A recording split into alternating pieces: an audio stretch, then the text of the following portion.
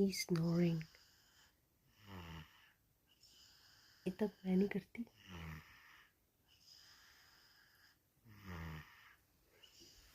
नहीं, it's all because उसका nose blockage है बहुत ज़्यादा। मैंने बहुत चुपचाप से उसको विक्स लगाया बच्चों वाला, और आई होप वो जल्दी ठीक हो जाए। आप लोग भी जो देख रहे हैं प्लीज़ प्रेयर कीजिए जल्दी ठीक हो जाए, उसकी खांसी जल्दी ठीक हो जाए। मेडिसिन दिया है इसको, बच्चों को बहुत कम देते हैं मेडिसिन, बट प्लीज़ आप देखिएगा। प्लीज़ अगर आप if you drop by listening to this, please pray for KB, इसका जल्दी से कोल्ड ठीक हो जाए। And we love you.